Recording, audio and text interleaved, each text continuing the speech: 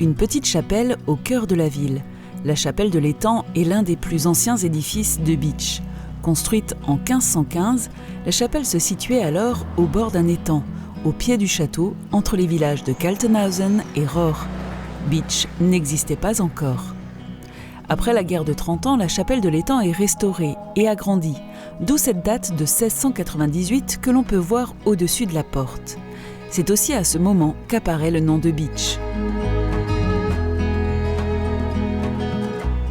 En 1820, lors de travaux d'assainissement, l'étang qui bordait la chapelle est asséché et l'on remblait le marécage.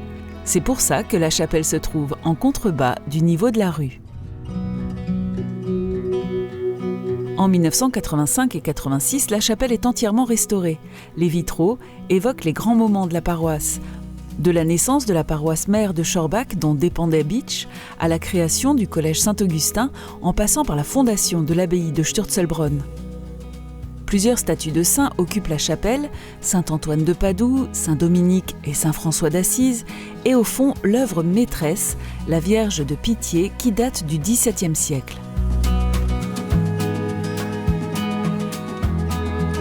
Sveierkapelle, comme on l'appelle ici, est dédiée à la Vierge douloureuse, sous le vocable de Notre-Dame des Douleurs. Elle a été un lieu de recueillement pour les familles des malades qui séjournaient à l'hôpital Saint-Joseph juste à côté.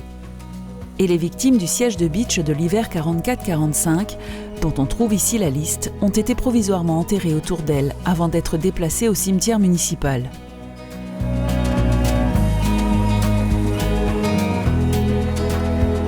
On comprend dès lors l'attachement des Bitchois pour la petite chapelle qui les accompagne depuis si longtemps et pour longtemps encore.